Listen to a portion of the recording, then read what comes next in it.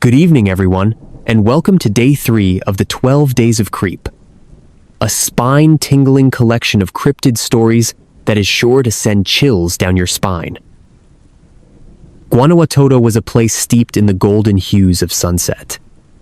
The sorghum fields stretched endlessly, their tall stalks swaying gently in the evening breeze, whispering secrets only the wind could carry. Dusty dirt roads wound through the town like veins, connecting the old wood frame houses, where laughter spilled out of screen doors and children chased fireflies in the dusk.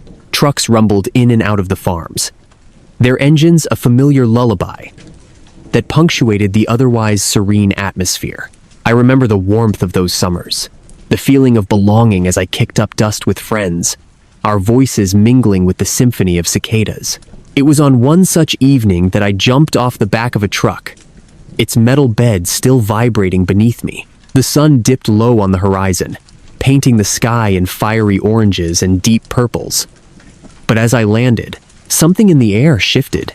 The laughter faded, swallowed by an unsettling silence that seemed to stretch like a taut string ready to snap. I felt a weight settle over me, dense and suffocating, as if the very air had thickened like syrup. I glanced around, half expecting the familiar faces of my friends to appear. But the field stood still, an eerie calm enveloping the surroundings. Shadows grew longer, reaching out like fingers grasping for something or someone. The world felt wrong, and I could feel the hairs on the back of my neck standing at attention, a primal instinct stirring within me. Distant movement caught my eye near the fields, a flicker just outside the range of my vision. I turned my head, but whatever it was vanished, leaving only the rustling of sorghum to fill the void. I could swear I felt it then, the sensation of being watched, an unseen presence lurking just beyond the edge of the light. The excitement of the day melted away, replaced by a gnawing dread that coiled in my stomach. As I walked toward the gate that bordered our property, the shadows danced in a way that felt deliberate, as if they were alive, teasing the edges of my perception. I hesitated, glancing back at the fading light, where the laughter of children had been replaced by the oppressive quiet of the encroaching night. The sun finally dipped below the horizon, and the first stars began to twinkle, but they felt distant, cold, and unwelcoming. I took a step forward, my breath hitching as an icy gust swept through the fields, rustling the sorghum in a way that sounded almost like a whisper. The air thickened further, wrapping around me like a shroud, and I could no longer dismiss the feeling that something was waiting just beyond the gate, something that had been watching. I turned to leave, but the shadows felt alive, shifting and breathing, almost as if they had memory, recalling the innocence of my childhood.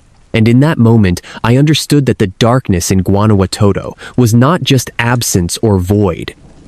It was a presence, an echo of something ancient, something that had not forgotten me. I ran, heart pounding in my chest, but a part of me knew I would never truly escape the shadows that flickered behind the gate, for they remembered me, and I was forever bound to the secrets they held. In the small rural town of Guanajuato, where the horizon stretches wide and the sky blushes with the colors of dusk, I spent my childhood in a world that felt like a continuous summer. The sun would peek through the towering sorghum fields, casting long shadows over the dusty roads where children played tag, their laughter ringing clear and bright like the bell of the old church that stood at the town's heart. I remember the trucks rumbling in and out, their engines growling like restless beasts, delivering goods and gossip alike. My small job, opening the gates for those trucks, made me feel important, even if just for a fleeting moment. It was a simple task, but it tethered me to the rhythm of the town, to the pulse of life that ebbed and flowed through Guanajuato. One evening, as the sun dipped below the horizon, I hopped off the back of a truck that had delivered fresh produce from the larger towns nearby. The air was thick with the smell of earth and ripening crops. But as I landed, I felt an unsettling shift in the atmosphere. The vibrant hues of sunset began to dim, and an unnatural silence enveloped the fields. The laughter of children faded into a heavy stillness, leaving behind a suffocating quiet that pressed against my ears. It was as if the world held its breath, and I was suddenly aware of the shadows stretching longer than they should, twisting and curling in ways that defied logic. I hesitated, glancing towards the fields where the swaying sorghum stood eerily still, their tops swaying gently despite the lack of wind. My heart raced as I noticed movement at the edge of my vision, figures flitting between the stalks. Not quite human, yet distinctly shaped. I squinted into the dimming light, trying to convince myself it was nothing more than a trick of the twilight, but the feeling of being watched gnawed at my insides. It was a sensation I had never known before. An instinctual warning that something was wrong. Very wrong. The shadows grew bolder, creeping closer as I stood frozen by the gate. They seemed to pulse with life. Dark shapes that slithered through the sorghum, beckoning me with a silent promise I couldn't understand. My breath quickened, and I swallowed hard, but the air felt heavy in my throat. I turned to leave, the gravel crunching beneath my feet, but a sound stopped me, a low, guttural whisper that seemed to rise from the very earth itself. It was an invitation, a calling that beckoned me to linger, to step forward into the unknown. As I took a hesitant step, the shadows darted back, coiling away like black smoke retreating from the flame of a candle. I could see them now, distinctly human yet grotesque, their features blurred like a painting left too long in the rain. My heart thundered in my chest, a frantic drumbeat echoing in the silence. The gate creaked ominously as I clutched it. Unsure if I should enter or flee, I could feel their eyes on me, an unseen force that made my skin prickle, as if I were being weighed and measured. I stumbled back, the weight of dread pulling me deeper into the night. The familiar sounds of the town had vanished, replaced by a heavy thrum that resonated in the pit of my stomach. I tried to call out, but my voice was swallowed by the oppressive quiet. As I turned to run, the shadows surged, twisting and merging, moving closer, their forms indistinct, yet undeniably present. Panic surged through me, propelling me away from the gate, away from the unseen horrors that lurked just beyond the threshold. That night, I never returned to Guanajuato as the child I once was. I left behind more than just the innocence of youth. The shadows had marked me, left a stain on my very being, and even now, years later, I can feel them still. I often find myself awake in the dead of night, my heart racing as I replay that fateful evening, the moment the world shifted, and the shadows came alive. I returned to Guanajuato as an adult, seeking closure. Yet the fields remained unchanged, the air thick with the same heavy silence. I stood by that gate once more, peering into the darkness that had haunted my dreams. And as I did, I felt it, the suffocating presence that had watched me all those years ago. The shadows were still there, lurking just beyond the edge of the light, waiting for me to look away again. The stories of Guanajuato were not mere whispers of childhood imagination. They were real, and they were still watching, eternally patient, eternally hungry. The sun hung low in the sky, casting a golden hue over the tranquil landscape. My companion Sarah and I settled on the weathered porch of the cabin, sipping our hot cocoa while listening to the gentle lapping of the lake against the shore. It was everything we had hoped for. A weekend escape from the chaos of city life. The air was crisp, a refreshing chill that carried the scent of pine and damp earth, awakening our senses to the beauty around us. As I gazed across the still water, the surface mirrored the sky, fractured only by the occasional ripple from a gentle breeze. The lake, dark and deep, seemed to hold secrets within its depths. It was beautiful here. A serene oasis surrounded by towering trees that stood like silent sentinels. The peace of the moment wrapped around us like a warm blanket, and I felt a sense of contentment I hadn't experienced in months. Sarah leaned her head against my shoulder, her laughter echoing softly in the stillness. "This is perfect, isn't it?" she said, her voice light and airy. I nodded, but even as I did, a strange sensation prickled at the back of my neck. It was fleeting, a shadow of foreboding that I quickly dismissed. After all, what could possibly disrupt this idyllic retreat. As dusk began to fall, the golden light faded, replaced by a blanket of deep blue. The first stars appeared, twinkling like distant lanterns, and the forest around us shifted in the growing darkness. I could hear the rustle of leaves, the occasional call of an owl, and the distant croak of frogs. But there was something else. A subtle sound that tugged at the edges of my consciousness. A soft, wet noise that seemed to come from the direction of the lake. "Did you hear that?" I asked, my voice barely above a whisper. Sarah looked at me, her brow furrowing slightly. "Hear what?" she replied, her tone teasing yet curious.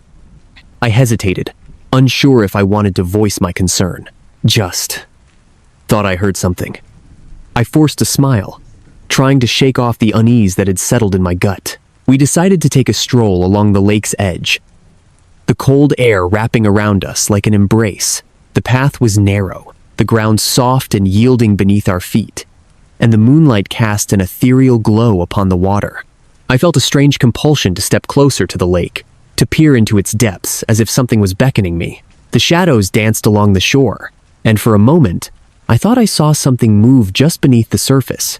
"Look at the reflections," Sarah said, her voice breaking the spell. "They're beautiful." I turned to face her, but my eyes were drawn back to the water. There was a stillness that felt almost oppressive, a silence that pressed upon my ears. I shook my head, dismissing the sensation, but the feeling lingered, a whisper of something lurking just out of sight. As we walked, the sounds of the forest grew quieter, as though the trees themselves were holding their breath. Then, from the direction of the lake, I heard it again, a voice. It was garbled and wet, slurred as if the speaker were submerged, calling out for help. My heart raced, a primal instinct kicking in. "Did you hear that?" I asked again, my voice tinged with urgency. Sarah hesitated, her expression shifting from playful curiosity to concern. I didn't hear anything. I could feel my pulse quicken, the calm of the earlier hours slipping away like the fading light of day. "It came from the lake," I insisted, my eyes scanning the dark water. "Someone's in trouble." The words felt heavy on my tongue, as if saying them would make them real. Sarah's gaze followed mine, but the shadows played tricks on our eyes, and all we saw was the surface, calm and undisturbed. "Maybe it's just an animal," she suggested, attempting to soothe my rising anxiety. "Or the wind. It can sound strange at night." I wanted to believe her, to find comfort in her words. But something deep inside me resisted. The voice had felt too human, too desperate. And I couldn't shake the image of a figure thrashing in the depths, unseen yet pleading. We continued our walk, but my mind raced. The air grew colder, the silence more pronounced, and every rustle of the trees seemed amplified, as if the forest was alive and listening. Shadows elongated and twisted, creating grotesque shapes that danced just out of sight. I tried to rationalize the sounds. Perhaps it was just the wind, just the lake playing tricks on us, but deep down, I could feel the weight of something sinister lurking beyond our understanding. At last, we reached a clearing where the trees parted to reveal a wider view of the lake. The moon hung high above us, casting a silvery glow that illuminated the surface like a mirror. I leaned against a tree, my breath coming in quick bursts, and I looked out over the water, searching for any sign of movement. The stillness felt palpable, thick enough to choke on. Suddenly, there it was again, the wet, garbled voice, clearer now, echoing across the water. "Help! Help me!" It sent a chill down my spine, and I felt the hairs on the back of my neck stand at attention. I turned to Sarah, my heart pounding. "Did you hear that?" I pleaded. She stood frozen, her eyes wide with fear, as the realization sank in. The voice was undeniably human, and it was coming from the lake. "Let's go back," she said, her voice trembling. I nodded, but my feet felt rooted to the ground, the fear of what lurked beneath the surface paralyzing me. The voice continued, a haunting melody that echoed through the trees. drawing me closer, beckoning me to the water's edge. "Help me! Please!" Against my better judgment, I took a step forward, compelled by an instinct I couldn't explain. The world around me faded, and all that existed was the call from the lake. Sarah grasped my arm, pulling me back with a strength I didn't know she possessed. "Don't! We have to go!" Her voice broke through the fog, and I stumbled back, shaking my head, as if waking from a dream. We turned and hurried back along the path, the sound of our footsteps muffled by the thick carpet of leaves. But the oppressive silence followed us, wrapping around us like a shroud. And the voice faded into the night, leaving only the echo of its desperation lingering in the air.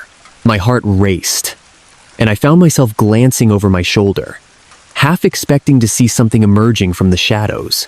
Once back at the cabin, we locked the door and huddled together on the couch, the warm glow of the fireplace casting flickering shadows on the walls. I tried to rationalize what we had experienced, but the words felt hollow. "It was probably just a trick of the light or the wind," I said, forcing a laugh that didn't quite reach my eyes. Sarah nodded, but her expression revealed the doubt gnawing at her mind. As the night wore on, the sounds of the forest grew louder, an orchestra of whispers and rustles that filled the oppressive silence. I could still hear the voice, echoing in my mind, the plea for help twisting into something darker, something that felt like a warning. I wanted to sleep, to escape the weight of it all. But every time I closed my eyes, I saw the lake dark and still, hiding its secrets beneath the surface. Hours passed, and the shadows grew longer, stretching across the room like fingers reaching out for us. I could feel the weight of something watching us, waiting. Just as I began to drift off, a loud bang echoed from outside, jolting me awake. My heart raced as I scrambled to my feet, looking out the window. The moon hung high, illuminating the clearing, but nothing stirred in the darkness. "What was that?" Sarah whispered, her voice trembling. I shook my head, feeling the chill of fear settle deep in my bones. "I don't know." The oppressive silence returned, wrapping around us like a cold embrace. But this time it felt different, charged, electric. I could sense that something was wrong, that whatever had called from the lake was still out there, lurking just beyond the edge of our understanding. The weight of the night pressed down upon us, and the shadows seemed to pulse with a life of their own. In that moment, the voice returned, more insistent, more desperate than before. "Help me! Help me!" It was closer now, echoing through the trees, and I felt a shiver run down my spine. "We need to get out of here," I said, urgency rising in my voice. But as I turned to grab my jacket, a sudden realization washed over me. The voice was no longer calling from the lake. It was coming from the woods, from the very trees that surrounded the cabin. My breath caught in my throat as I looked toward the darkness, a sense of dread coiling in my stomach. "Something's out there," I murmured, my heart pounding. Sarah's eyes widened, and we both stood frozen, caught in the web of uncertainty and fear. The darkness felt alive, and I knew, deep down, that whatever had called for help was not merely a victim. It was something more, a presence, intelligent and unseen, waiting for us to let our guard down. As the voice continued to call, I felt the oppressive weight of the night tightening around us, a promise of something worse to come. The cabin felt like a fragile shell, and I could sense that the horror was not over. It was only just beginning. We were not alone.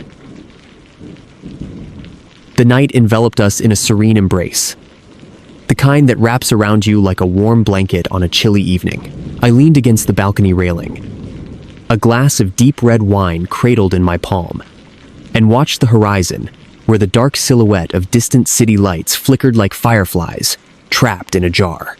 It was just my companion, Elise, and me, a welcome escape from the chaos of urban life in Barcelona. The hum of the city felt miles away, lost in the vastness of the open fields that surrounded the remote house we had rented for the weekend. Elise was recounting a story about her childhood, her voice soft and melodic against the backdrop of the night. The air was crisp, and every breath felt refreshing, as if the country had the power to cleanse not just your lungs, but your very soul. The fields stretched endlessly before us, a patchwork of shadows and moonlight, dotted with the occasional rustle of grass or the distant call of an owl. I smiled as she gestured animatedly, the moonlight catching her features in a silvery glow, making her seem ethereal under the starlit sky. But as her laughter mingled with the sounds of the night, a subtle shift in the atmosphere began to gnaw at my senses. I glanced toward the open fields, where the gentle rustling had intensified, a sound that was both familiar and foreign. It felt like the whisper of the wind had transformed into something more sinister, something that stirred an instinctive unease deep within me. "Did you hear that?" I asked, breaking the rhythm of her story. My voice came out steadier than I felt, but something about the night had shifted. The sounds of the countryside seemed to fade, leaving behind a heavy silence that pressed in around us. Elise paused, her brow furrowing. "Hear what?" she asked, tilting her head slightly as if trying to catch a sound that was eluding her. The rustling continued, a chaotic symphony of leaves and grass. It felt as if the fields were alive, whispering secrets I wasn't meant to hear. I forced a chuckle, trying to brush off the tension that had begun to coil in my stomach. "Probably just a rabbit or something," I reassured her. But even as I spoke, I couldn't shake the feeling that something was watching us, lurking just beyond the edge of the light. The night deepened, and the air turned colder. I pulled my sweater tighter around me, feeling the chill seep into my bones. The stars twinkled overhead, indifferent to the unease settling in the pit of my stomach. I could see the faint outline of the fields, the gentle undulations of the earth. But the shadows danced in a way that felt almost alive. As I turned my gaze back to the horizon, I caught a glimpse of movement, a shadow flitting just beyond the periphery of my vision. I squinted, my heart racing, but when I looked again, nothing was there. I could feel a bead of sweat trickle down my back despite the cold. "Elise, are you sure you don't hear anything?" I asked again, my voice now tinged with urgency. She shook her head, her eyes scanning the darkness. "Maybe it's just a deer," she suggested, though the unease in her voice betrayed her own doubts. But I knew it was more than that. The air felt thick with tension, as if the world around us was holding its breath. Then, for a fleeting moment, I thought I saw something darting low to the ground in the fields, a shadow moving with an unnatural speed that sent a shiver racing down my spine. "Let's go inside," I suggested, my voice barely above a whisper. The thought of retreating into the house felt like a betrayal of my curiosity, but the instinct to protect us both was stronger. Elise nodded, her laughter replaced by a taut silence as we stepped back into the house. The warmth of the interior was a stark contrast to the chill outside, but even as I closed the door behind us, I couldn't shake the feeling that we hadn't left the night behind. We settled onto the couch, the flickering light of the fireplace casting long shadows across the room. The darkness outside felt oppressive, and the silence seemed to loom larger than before. I took a sip of my wine, the rich flavor grounding me momentarily. But then I heard it again, the rustling. This time, it was closer. A series of sharp movements that sent adrenaline coursing through my veins. "Elise, did you hear that?" I asked, my voice edged with panic. Her eyes widened, and she nodded, her face pale. "What is that?" "I don't know," I breathed, trying to keep my voice steady. "It could be anything." But as the sounds grew more pronounced, it was clear that whatever was out there was not merely a harmless animal. The rustling crescendoed into a chorus of chaotic sounds, and then, in an instant, a massive figure burst from the shadows of the field, moving with a speed that defied logic. I froze, a primal fear gripping me as I caught sight of it. A creature so pitch black, it seemed to absorb the very light around it. It was low to the ground, running on all fours, its limbs long and sinewy. My heart pounded in my chest as it darted across the field, barely a blur against the backdrop of the night. "Did you see that?" I whispered, my voice trembling. Elise's eyes were wide with terror. "What was that?" she breathed. Gripping my arm tightly, I shook my head, unable to articulate the horror I had just witnessed. The creature moved with a grace that belied its size, a terrifying elegance that sent shivers coursing through my spine. It paused for a moment, its head lifting, and I felt a surge of panic as I realized it was scanning the area, its eyes glinting like shards of glass in the darkness. I couldn't tear my gaze away, entranced and repulsed all at once. It felt intelligent, aware, studying us as we sat in the warm glow of the house, a stark contrast to the cold reality outside. The tension was palpable, thickening the air until I could barely breathe. Suddenly, it lunged again, disappearing into the shadows with an unnatural speed.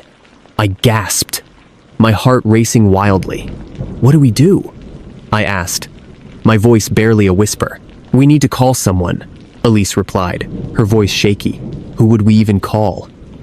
I shot back, the reality of our isolation crashing down on me. We're 30 kilometers from the city. No one would get here in time. The silence in the house felt like a warning, a reminder of our vulnerability against whatever lay outside. There was no safety beyond these walls, no escape from the darkness that had encroached upon us. As we huddled together on the couch, the rustling returned, closer this time, followed by a heavy silence that settled around us like a shroud. It was as if the creature was toying with us, a predator playing with its prey. The faint sounds of the countryside faded, leaving only the sound of our breathing, loud and frantic in the stillness.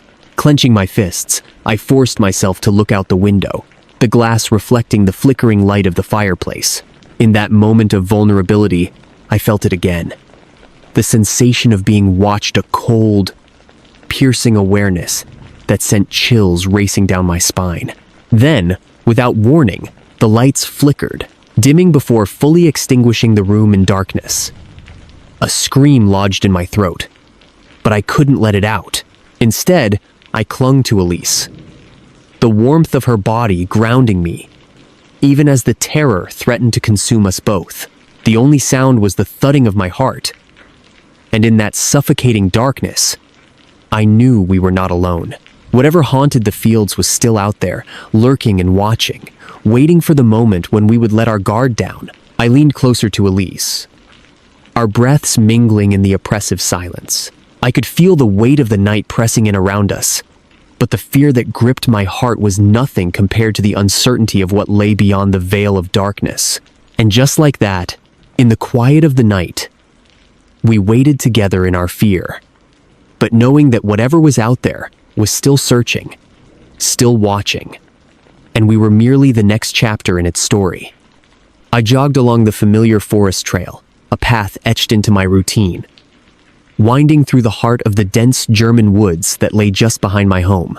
The morning sun filtered through the leaves overhead, casting dappled patterns on the ground, a mosaic of light and shadow that danced beneath my feet. Each step was accompanied by the satisfying crunch of gravel, the earth releasing its scent, rich and loamy, mingling with the crispness of the early autumn air. As I moved forward, the gentle rustle of leaves whispered secrets, and the occasional chirp of a small bird punctuated the tranquility.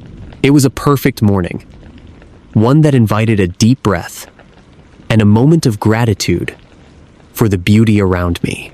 The trees stood tall and sturdy, their trunks clad in rough bark, their branches swaying slightly as a soft breeze passed through. I focused on my breath, the rhythm of my feet striking the ground, and the way the world seemed to expand with each inhale. Nature was alive here, vibrant and full of life. And yet, as I rounded a bend, something shifted. It was subtle, almost imperceptible, like the briefest flicker at the edge of my vision. I dismissed it, attributing it to my imagination, a trick played by the shadows that seemed to lengthen and contract with the sun's journey. But as I continued, that feeling of unease skittered at the back of my mind, a whisper that grew louder with each passing moment. The forest had fallen into an eerie silence, an absence of sound that felt unnatural against the backdrop of my jogging rhythm. The birds had ceased their songs, and even the wind, usually a constant companion, seemed to still. I paused for an instant, the quiet pressing in around me like a thick fog, and strained to hear something, anything, but the world remained hushed. I shook my head, dismissing the weight of my thoughts as I resumed my pace, the gravel crunching beneath my shoes, a sound that felt oddly reassuring. Yet, with each stride, the shadows around me seemed to flicker and shift, drawing my gaze back to the trees. I noticed movement, erratic and unsettling, as if the branches themselves were contorting, twisting in ways they shouldn't. My heart raced for a moment, a primal instinct kicking in, urging me to flee. I glanced over my shoulder, half expecting to find a deer or another jogger, but the trail lay empty behind me. The feeling of being watched crawled over my skin, prickling with a chill that had nothing to do with the temperature. I quickened my pace, forcing my lungs to keep up with the sudden surge of adrenaline. The winding path twisted deeper into the woods, the sunlight now filtering through the canopy in a way that felt almost sinister. A sense of dread settled in my chest, heavy and suffocating. I remembered tales of the forest, whispers of things unseen. Stories passed around campfires about figures lurking just beyond the veil of trees, too dark to be human, too intelligent to be mere figments of imagination. I scoffed at the idea, yet the stories clung to my thoughts like cobwebs in the corners of my mind. Then I saw it.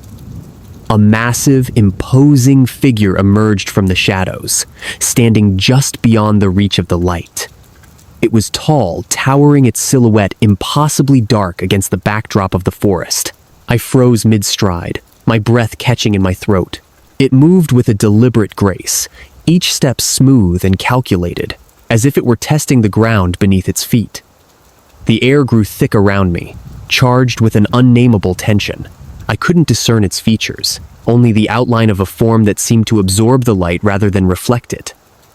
An entity that defied the very essence of nature. The figure paused, and in that moment, I felt a jolt of fear, unlike anything I had ever experienced.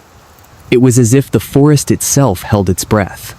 My instincts screamed at me to run, yet my legs felt rooted in place, paralyzed by a mix of terror and fascination. I tried to rationalize what I was seeing. Perhaps it was a trick of the light, a figment conjured by an overactive imagination. But deep down, I understood. This was no illusion. There was an intelligence behind those unseen eyes, a presence that knew exactly where I was and what I felt. I took a hesitant step back, a primal urge to distance myself from whatever this entity was. The figure shifted slightly, its head tilting as if observing me. A silent predator sizing up its prey. I could feel my heart pounding in my chest, the blood rushing in my ears, drowning out the world around me. I thought of the stories again, the warnings about the forest, about things that wander when the light fades. I had always dismissed them, but now they echoed in my mind, a chorus of caution that resonated with every heartbeat. With a sudden surge of adrenaline, I turned and began to run, my feet pounding against the gravel, my breath coming in ragged gasps. The forest blurred around me, the shadows twisting and turning in my periphery, the sunlight flickering like a dying flame. I didn't dare look back. I could sense it, whatever it was following, an unseen force that seemed to glide effortlessly between the trees, mirroring my every frantic movement. The path I knew so well had become a labyrinth, disorienting and treacherous. The further I ran, the more the forest closed in around me, the trees looming like ancient sentinels, their branches grasping at the air. I could feel the weight of the silence pressing down, a palpable force that stifled my cries for help. I thought of the stories, of those who had ventured deep into the woods and never returned. A cold sweat coated my skin as I pushed myself to run faster, adrenaline surging through my veins. Finally, I burst from the trees into a small clearing, my heart racing, lungs burning. The sunlight flooded over me, a moment of reprieve that felt almost surreal. I stood there, gasping for breath, scanning the tree line for any sign of the figure. The forest was quiet again, but there was a heaviness in the air, a tension that suggested I was not alone. I could almost feel it lurking just beyond the edge of the light, waiting, watching. In the clearing, I could feel a shift in the atmosphere, an unsettling calm that made my skin crawl. The shadows seemed to pulse, and I fought the urge to retreat back into the trees, where I knew the entity waited.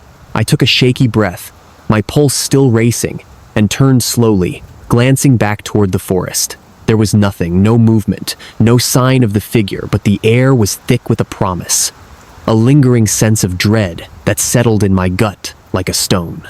As I stood there, I felt the weight of eyes upon me, a gaze that was both cold and calculating. I couldn't shake the feeling that the figure was still there, hidden just out of sight, biding its time. The stories I had scoffed at now rang true in my mind, a chilling reminder of the unknown that lurked within the woods. I was reminded that sometimes the darkest shadows are the ones we cannot see, and the most haunting presences are those that remain just beyond our understanding. I took a hesitant step back toward the path that led home, the sensation of being watched growing stronger with each stride. I could feel it, a presence that would not let me go, a figure waiting in the shadows of my life.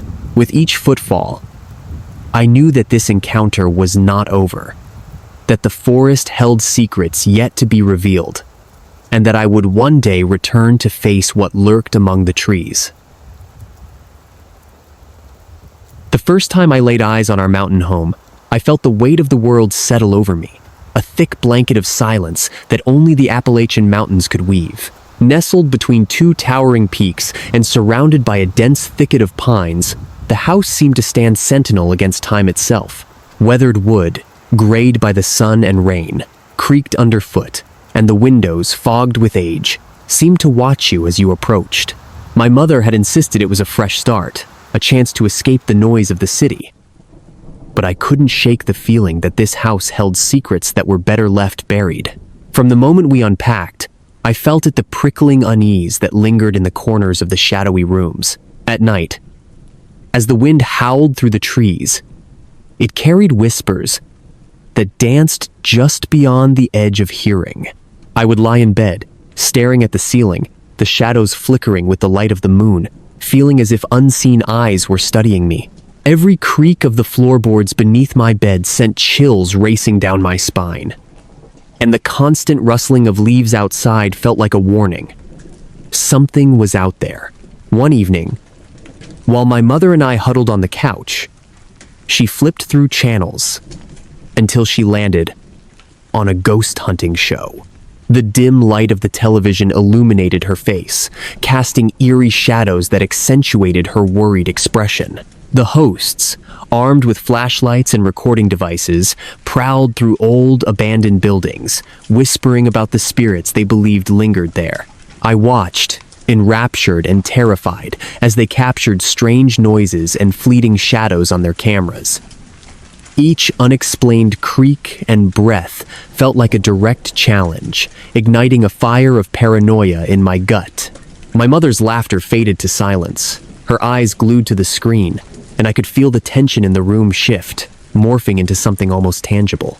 After the show finished, I climbed into bed, the weight of the night settling on me like a shroud. I pulled the covers up to my chin and stared into the darkness, my heart racing. The wind howled outside, and for a moment, I thought I heard a voice, a low, guttural whisper that sent a wave of terror crashing over me. I squeezed my eyes shut, willing the sounds to fade away, but they only grew louder, echoing in my mind like a threat. Hours stretched into eternity, and just when I thought I might drift off, I felt it, an icy chill creeping into the room, wrapping around me like a ghostly embrace. I opened my eyes, squinting into the gloom, and that's when I saw it. A figure, pale and stretched, glided just beyond the foot of my bed. Its skin was like parchment, pulled tight over a skeletal frame, and its hollow eyes glimmered with an intelligence that sent my heart plummeting. I froze, paralyzed by fear, my breath caught in my throat. The creature moved unnaturally, its limbs bending in ways they shouldn't, twisting and contorting as it approached. I wanted to scream, to bolt from the room, but my body betrayed me, urging me to stay hidden beneath the covers. The presence was predatory. And I knew instinctively that it was aware of me, that it thrived on my fear. Time lost all meaning as I lay there, the darkness pressing in around me, waiting for dawn. The whispers escalated into a cacophony of hisses and murmurs, swirling around the room like a violent wind. I could feel its gaze boring into me, its breath cold and rancid, and I fought the urge to look again, terrified of what I might see. Hours dragged on, and as the first light of dawn began to filter through the curtains, the creature melted back into the shadows, leaving me trembling and gasping for breath. When morning finally broke, I stumbled into the kitchen, still reeling from the night's horrors. My mother was already awake, but something was wrong. She sat at the table, her hands trembling as she cradled her coffee mug. I noticed then, with a jolt of fright, the deep claw marks etched into her forearms. They were raw and angry, as if something had raked its nails across her skin. Confusion washed over her face, mingling with pain, and I felt a surge of fear grip my chest. Had the creature attacked her too? Or was this a warning, a mark of its presence, a sign that it could reach us? "Mom, what happened?" I asked, my voice barely above a whisper. She looked at me, her eyes wide and glassy. "I don't know, honey, I felt something in the night, like I wasn't alone." Her voice trembled, and I could see the fear etched into her features. It mirrored my own, and in that moment, I realized we were both trapped in this nightmare, bound together by something we couldn't understand. Days turned into weeks, and the haunting continued. Shadows danced just outside my line of sight, and the whispers grew louder, filling the silence with a sense of impending doom. My mother tried to brush it off, insisting it was just the house settling. But I could see the terror lurking in her eyes, the way she flinched at every creak of the floorboards. We were both haunted by the knowledge that whatever was in this house was not done with us. One night, driven by a mix of curiosity and dread, I found myself wandering through the dimly lit hallways, guided by an unseen force. I could hear the whispers beckoning me, urging me to follow. As I turned a corner, I caught a glimpse of the creature again, its ghostly form flickering in the shadows. I gasped, and it whirled around, its hollow eyes locking onto mine. In that moment, I knew it was not just a figment of my imagination. It was real, and it was hunting us.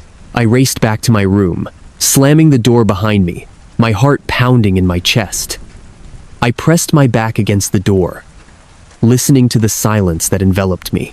But that silence was deceptive, a thin veil over the chaos that lurked just beyond. I could feel its presence, an intelligence that transcended fear, and I knew it was toying with me. The next morning, I found my mother sitting at the kitchen table again, her face pale and drawn. She looked older, as if the creature had stolen years from her life. "We need to leave," I said, desperation lacing my words. "Whatever is here, it's not going to stop." She nodded slowly, but I could see the conflict in her eyes. It was as if she was torn between the life we had built and the terror that surrounded us. "I know," she whispered, her voice trembling. But where would we go? The question hung in the air, a haunting reminder of our isolation. We were trapped, bound to this mountain home, and as the days dragged on, the creature's presence grew stronger. I could feel it watching us, waiting for the right moment to strike. That night, as I lay in bed, I could hear the soft shuffling of feet outside my door, the low whispers that crawled under my skin.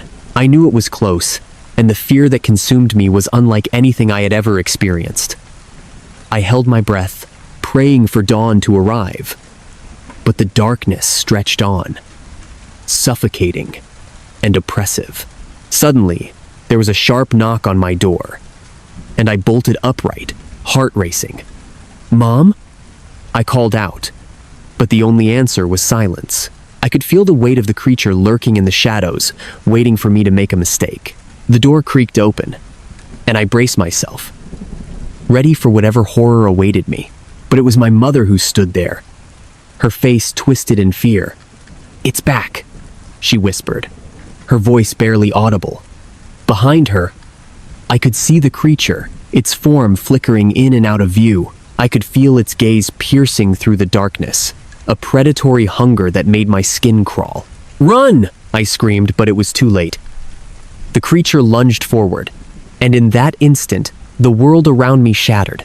When I awoke the next morning, I found myself alone in the house. The sun streamed through the windows, casting long shadows across the floor, but there was no sign of my mother. Panic surged within me as I raced through the empty rooms, calling her name. But the only response was the echo of my voice, bouncing off the walls in a mocking chorus. On the kitchen table, I found a note, hastily scribbled in my mother's handwriting. "I'm sorry. I can't stay. It's watching." My heart sank, and I felt the walls close in around me, the darkness creeping back into my mind. I stood there, the weight of loneliness pressing down on me, and realized that whatever had haunted our home was still out there, lurking just beyond the shadows. It was a predator, and I was its prey, forever trapped in this house that held more than just memories. It held a darkness that would never let me go. As I gazed out the window, the mountains loomed in the distance, a silent witness to the horrors that had unfolded. I could feel the creature's presence, a constant reminder that I was never truly alone. And as night fell once more, I braced myself for the inevitable knowing that the whispers would return, and the shadows would dance once again, forever entwined with my fate. With nothing left but dread, I closed my eyes and waited, hoping against hope for the dawn to break. But deep down, I knew that the nightmare was far from over, and that whatever haunted the Appalachian Mountains would always be watching, always waiting for its next victim. A midnight encounter. It was an ordinary Thursday night in late October 2019 when I found myself at Ted's suburban home, a place that felt familiar yet distant due to the creeping chill of autumn. The air was thick with the scent of fallen leaves, their earthy aroma mingling with the faint, sweet smell of pumpkin pie baking in the oven. I could hear the gentle hum of the refrigerator and the distant rustle of leaves fluttering in the light breeze. Ted and I had settled into our usual routine, a late-night snack and some mindless television, a comforting distraction from the world outside.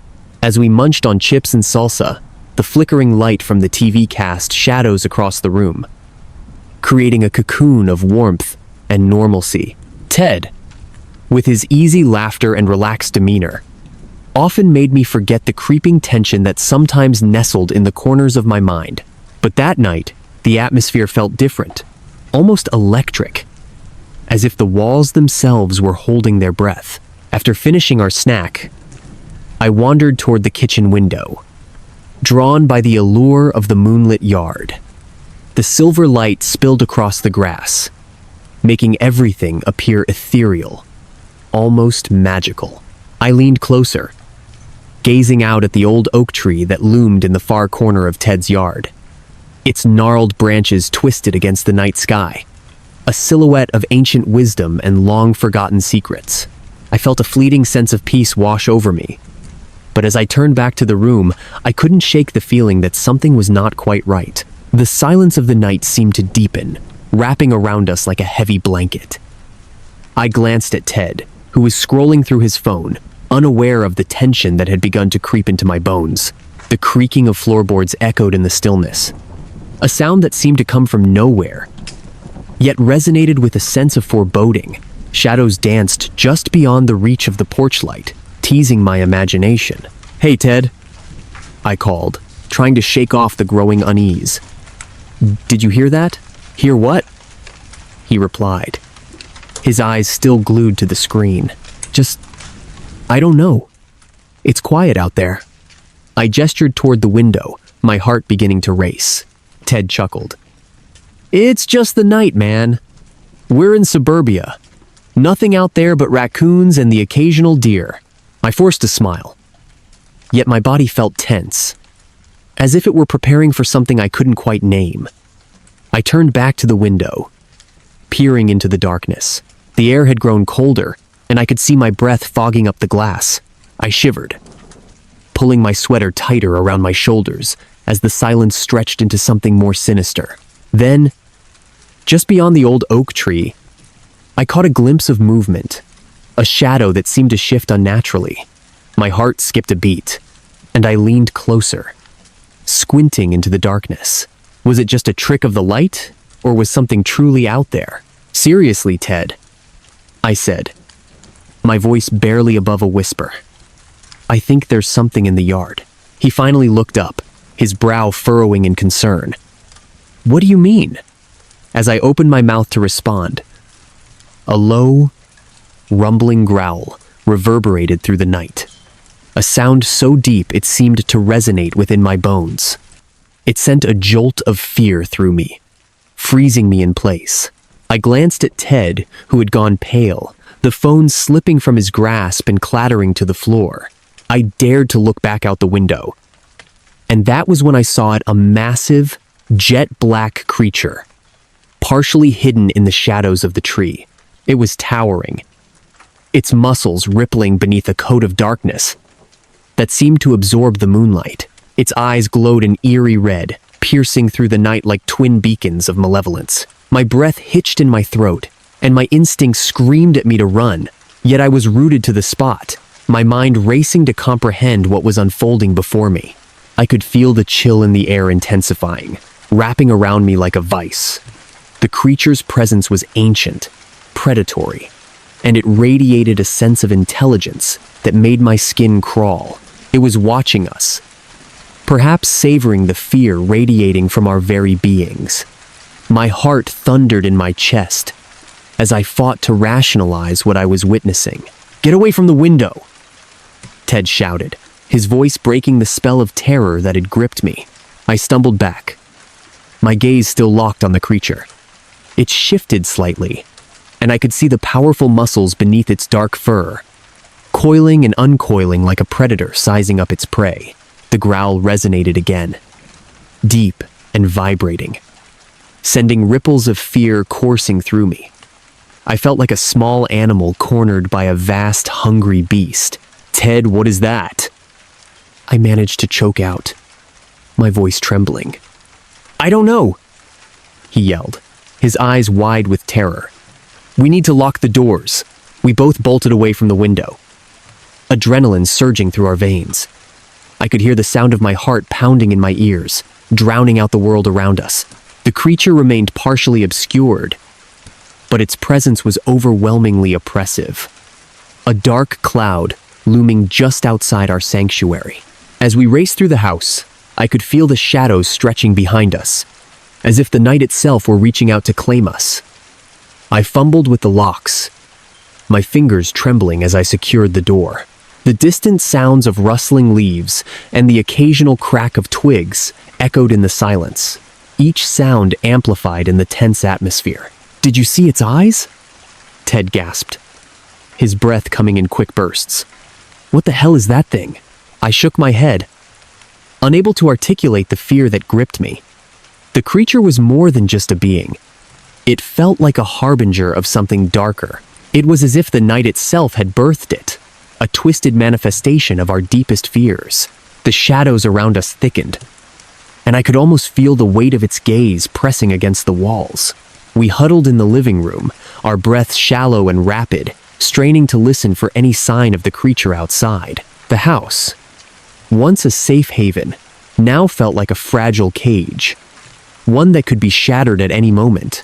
The silence outside was unnerving, punctuated only by the occasional rustle of leaves and the distant call of a lone owl. "Ted, we need to call someone," I stammered, reaching for my phone. But as I glanced down, the screen flickered, then went dark. My heart sank. "Mine too," Ted replied, panic seeping into his voice. "What is happening?" The lights flickered ominously, casting long, distorted shadows against the walls. I could feel a chill creeping into my bones, a sense of dread settling over me like a heavy fog. What kind of creature could cause such a disturbance? The growl resonated again. Closer this time, vibrating through the walls of the house. I could feel it deep in my chest. A primal fear that demanded action. "We have to go," I urged, my voice barely above a whisper. "Where?" Ted asked, his eyes wide with terror. "Anywhere but here." We moved cautiously toward the back door, our senses heightened, every sound amplified in the oppressive silence. I could feel the air thickening around us, a tension that seemed to pulse like a living thing. The creature was still out there, lurking just beyond the threshold of our reality, watching, waiting. As we reached the door, I hesitated, my hand hovering over the doorknob. The urge to flee battled against the instinct to stay hidden. I could feel Ted's breath quickening beside me, and I knew we were both teetering on the edge of panic. Then, just as I was about to turn the knob, there was a sudden rustling sound from outside, followed by an eerie silence that felt like a warning. I glanced at Ted, and in that brief moment, I saw the terror reflected in his eyes. "Go!" I shouted, throwing open the door without a second thought. We burst into the yard, the cold air hitting us like a slap to the face. The moon hung high above, illuminating the space around us.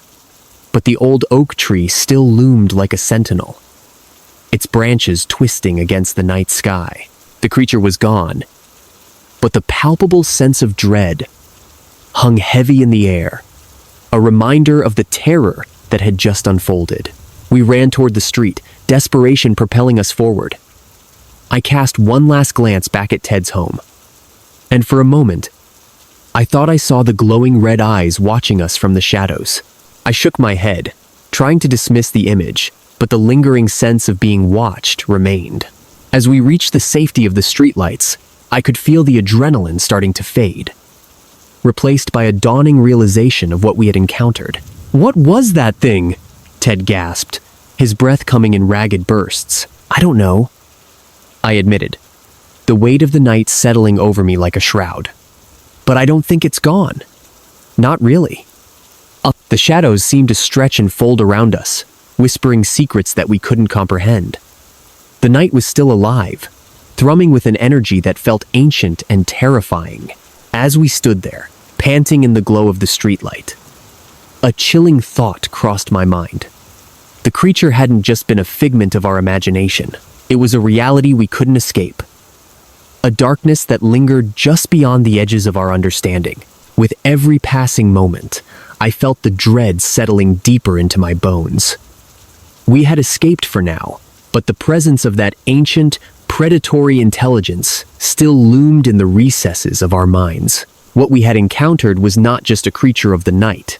It was a reminder that some things are better left undisturbed, lurking just beyond the veil of our reality. And as we turned to leave, I couldn't shake the feeling that the night was far from over. The shadows were watching, waiting for the next moment to strike. And I knew in my heart that this was only the beginning. Life in South Wales has always been a tapestry of quietude and mystery. The rolling hills, draped in a patchwork of green and gold, whisper tales of ancient folklore, of specters that roamed the valleys long before our time.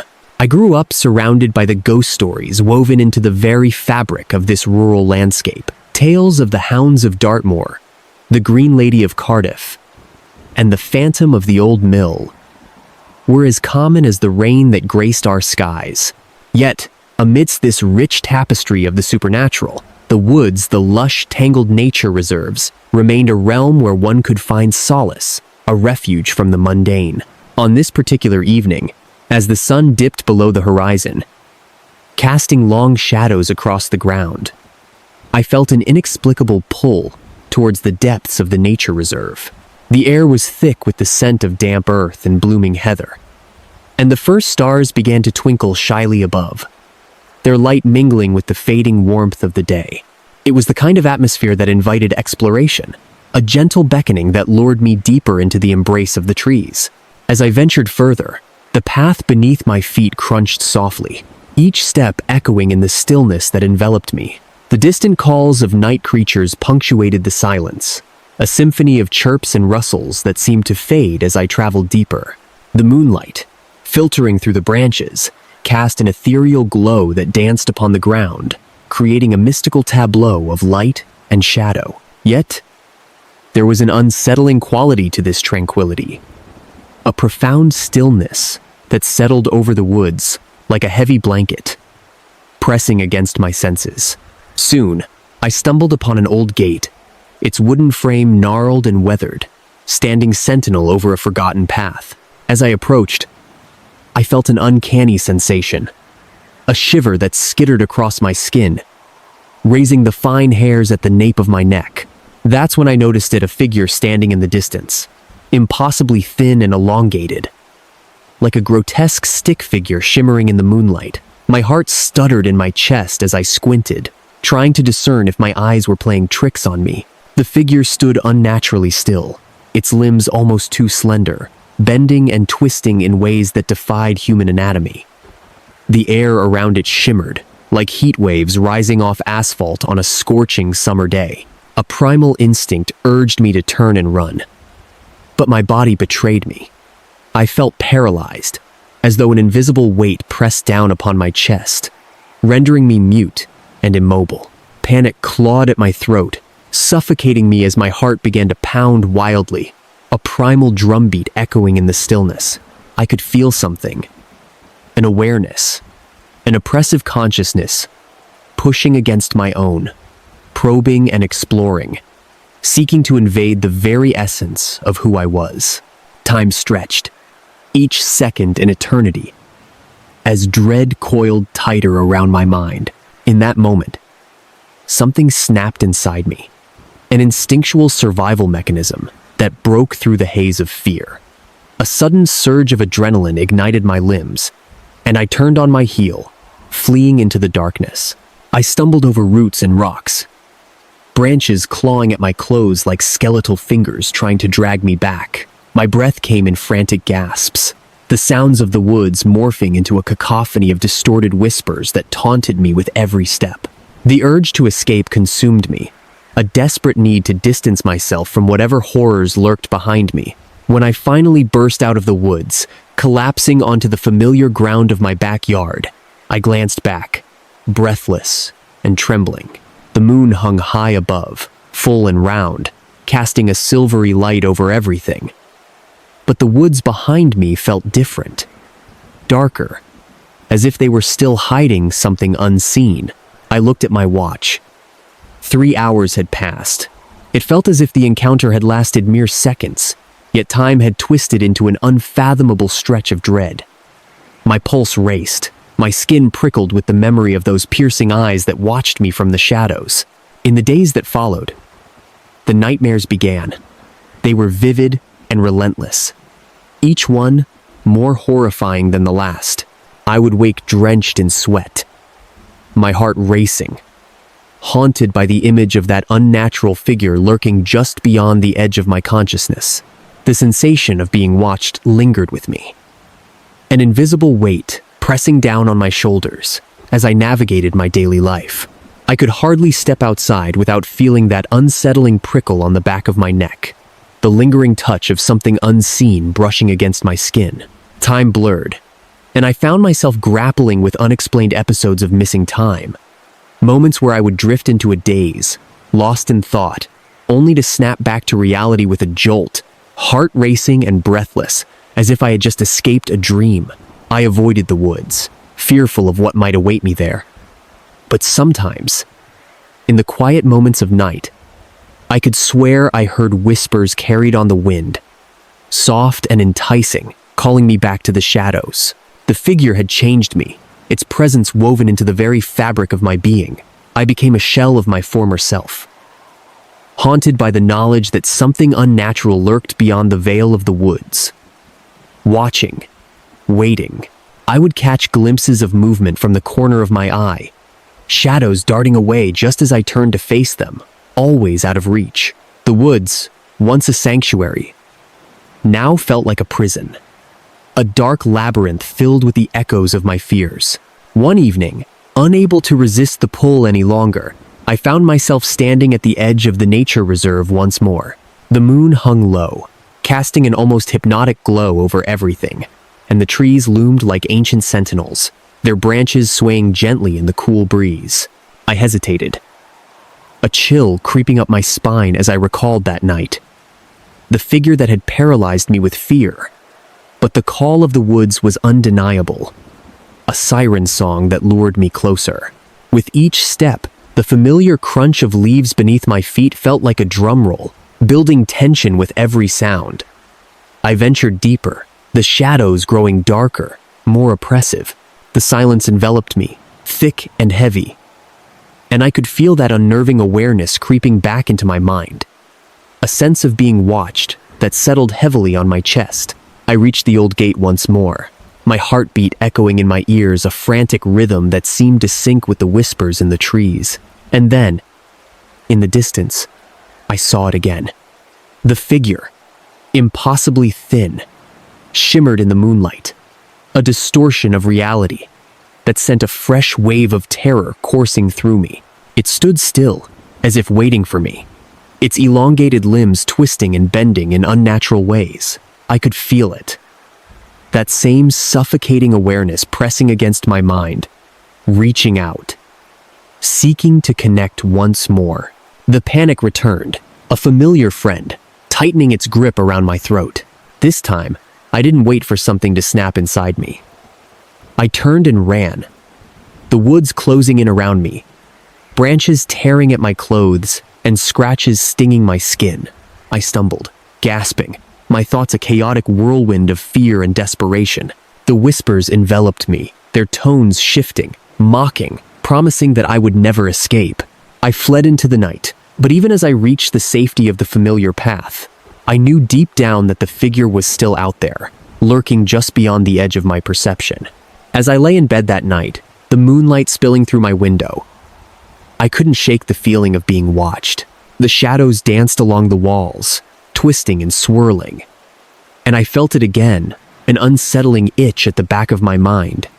The awareness that I was not alone. I closed my eyes, desperate to escape the haunting memories. But the figure remained etched in my consciousness.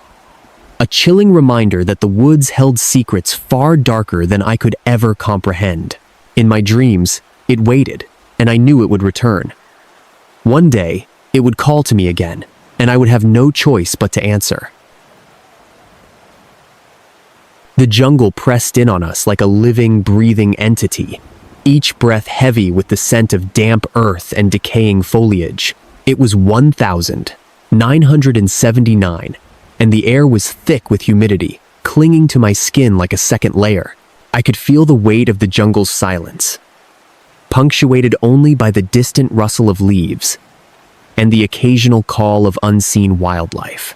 With every step, the underbrush crackled beneath our boots, a reminder that we were intruders in a world ruled by nature's ferocity. My uncle, Carlos, led his squad deeper into the heart of El Salvador, the civil war raging around us. But here in the jungle, we were lost in something far more primal. As we trudged through the dense vegetation, I could see the tension etched on my uncle's face. He had fought in countless skirmishes, but this was different. The oppressive air hung over us like a shroud, and there was an unsettling sense of being watched. I could feel my heart quickening, each beat echoing in my ears as I fell in line behind him, trying to match his steady pace. We moved in silence, our senses heightened, every snap of a twig causing us to glance nervously at each other, our eyes wide with unspoken fears. The jungle was alive, but there was something else lurking beneath the surface. It started subtly, a tremor that coursed through the ground, barely perceptible at first. I watched as my uncle paused, his eyes narrowing, listening intently. The rest of the squad fell silent, the only sound the distant crack of branches in the distance. I could feel it too, the ground vibrating beneath my feet, a low, rhythmic rumble that sent a shiver down my spine. It was as if the jungle itself was breathing, and we were just a part of its exhalation. "What the hell is that?" one of the soldiers whispered, his voice trembling. We all turned our heads, straining our ears, adrenaline coursing through our veins. The rumble grew louder, accompanied by the sound of foliage parting. As if something enormous was moving through the underbrush, my uncle's eyes darted around, searching for the source of the disturbance, his instincts kicking in. We were soldiers, trained to confront the enemy, but nothing could prepare us for what we were about to encounter. The tension mounted, and I felt a cold sweat trickle down my back. It was a feeling of dread, the kind that freezes you in place, rendering you helpless. And then, through the thick tangle of vines and leaves, I caught a glimpse of movement. At first, it was just a shadow, a dark mass looming between the trees. My heart raced as I strained to see, but my eyes couldn't comprehend what was before me. It felt like a scene out of a nightmare, surreal and terrifying. As the figure emerged, it towered above us, impossibly large, like some ancient titan come to life. The ground shook with each step it took, a colossal silhouette cutting through the dappled sunlight, casting enormous shadows that danced across the jungle floor. The soldiers froze, their weapons slack in their hands, jaws agape in disbelief. I could hardly breathe, my mind racing to make sense of what was happening. How could anything be that big? It felt like an affront to nature itself. Fear gripped us, visceral and primal. I could see the sweat glistening on my uncle's forehead, his eyes wide with terror, as he gripped his rifle tighter. There was no fight in us now. We were paralyzed by awe and horror. The giant moved with an unnatural grace, its limbs stretching out like tree trunks, and I could hear the deep, resonating sound of its breathing, like thunder rolling through the sky. I wanted to run, but my legs felt like lead, pinned to the earth by an unseen force. With every step it took, the jungle seemed to bow before it, leaves parting and branches snapping, surrendering to its presence. I caught a glimpse of the creature's face, if it could be called that. It was a grotesque mix of shadow and light, with features that defied description, monstrous and yet hauntingly beautiful. My mind screamed at me to look away, but I couldn't tear my gaze from it. It was as if I were witnessing the birth of a myth, an encounter that would never be spoken of outside this jungle. And then, in a fleeting moment, it was gone. Just as it had appeared, the giant melted back into the foliage, swallowed whole by the dense greenery. The rumble faded, replaced by the cacophony of the jungle, which suddenly felt more alive than ever. A collective gasp escaped our lips, the reality of what we had witnessed crashing over us like a wave. We stood there, utterly still, grappling with the enormity of the encounter, unsure how to process what had just happened. What the hell was that? One soldier finally managed to croak, his voice trembling. We exchanged frantic glances, searching for answers that eluded us. My uncle shook his head, words failing him. He had faced bullets and bombs, but nothing could prepare him for this unexplainable force of nature that had just wandered through our lives. We stumbled back to base, the weight of our experience hanging heavily in the air. The jungle, once a backdrop for our war, now felt like a living entity, a participant in our struggle. As we arrived at the camp, we were met with raised eyebrows and skeptical glances. We tried to tell our story, to share what we had seen, but the laughter and dismissive comments only deepened the sense of isolation that had settled in our hearts. It was too unbelievable, too far removed from the horrors of war we faced daily. Over the years, we buried that day deep within our minds, but the memory of the giant lingered like a specter, haunting us in quiet moments. My uncle, Carlos, would often sit in the dim light of his living room, staring off into space, lost in thought as the shadows danced across the walls. I would watch him, the lines on his face deepening with every passing year. And I knew that the jungle had left its mark on him, a scar that would never heal. Decades later, as I sat across from him, I finally gathered the courage to ask about that day. The corners of his mouth turned down, and his gaze turned distant. "You know," he said, his voice low and contemplative, "sometimes I wonder if it was real. if I really saw it or if it was just the jungle playing tricks on my mind. His eyes met mine, and I could see the fear still flickering behind them. But then I remember the ground shaking, the way the trees trembled. It was real, and it was there something beyond our understanding. We talked late into the night, recounting not just the encounter but the war itself, the horrors of men turned against each other. But the giant remained a constant presence in our conversation, a reminder of the unexplainable forces that lurked just beyond our comprehension. It was a testament to the wildness of the world, a world filled with mysteries we would never fully grasp. As I left that night, I couldn't shake the feeling that the jungle was still alive, still holding secrets that would forever elude us. The memory of the giant lingered in the back of my mind, a haunting reminder of the moment when the ordinary world slipped away, revealing something extraordinary that lay just beneath the surface. In that dense, oppressive jungle, we had encountered not just a creature, but a fragment of the unknown, a glimpse into the vast, unfathomable darkness that surrounds us all. Thank you for joining me on this chilling journey through the dark corners of our world. I hope you enjoyed tonight's cryptid stories. Don't forget to check out my Patreon for exclusive content and a special discount with code GHOST. Until next time, stay curious, stay brave, and remember, the darkness holds many secrets. Good night.